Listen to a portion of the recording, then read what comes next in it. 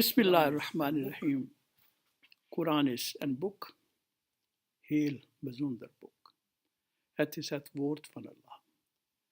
Als wij Koran lezen, worden wij voor elk woord rijkelijk beloond. Koran, als wij lezen, is daar een beloning. Maar profeet sallallahu ta'ala alayhi wa sallam heeft gezegd: Khairukum man ta'allama al-Qur'ana wa 'allama. Beste mensen zijn die Koran willen begrijpen, kennis van Koran vergaren en dan in hun kring verspreiden. Koran, wie met Koran te maken heeft, krijgt van Allah subhanahu wa ta'ala een hoge positie.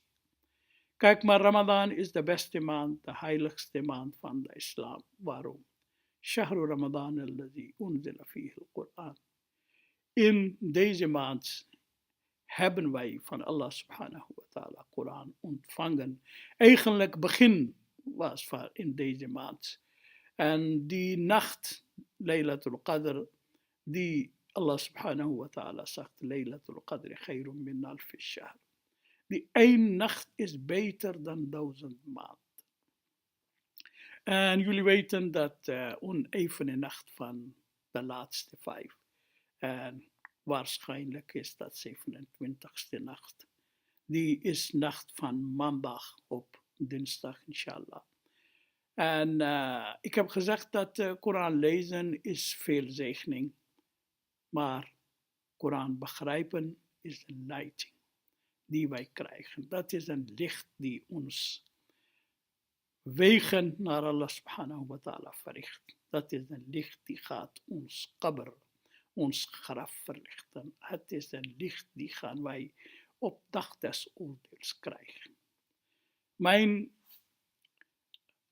advies, voorstel, verzoek aan alle broeders en zusters en kinderen is dat wij gaan op nacht van 27 even een beetje een kwartiertje vrijmaken en denken, plannen maken. Hoe ga ik tot volgende Ramadan iets doen om Koran beter te kunnen lezen, om Koran beter te kunnen begrijpen en ook kennis van Koran vergaren, praktiseren en ook in mijn kring proberen te verspreiden.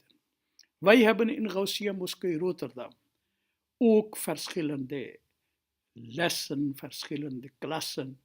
Als wij voldoende animo hebben, kunnen wij hier ook. Jullie weten dat ik ben 2 of 3 jaar eerder begonnen met begrijpend Koran lezen. En dan was dat elk woord wordt vertaald. En dan komt ook de vertaling en ook een beetje uitleg.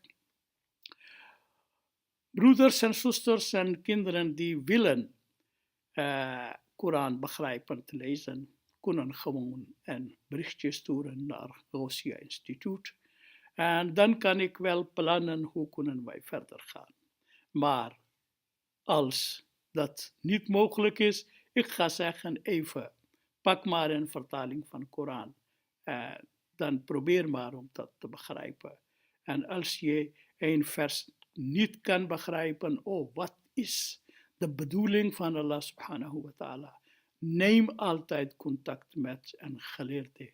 Ik ben ook beschikbaar. Mogen Allah subhanahu wa ta'ala ons allemaal tawfiq geven, dat wij op 27e nacht, die heeft met openbaring van Koran te maken, eventjes een kwartiertje zitten, misschien pen en papier pakken en plannen maken, hoe ga ik meer contact hebben met het heilige boek, met Koran.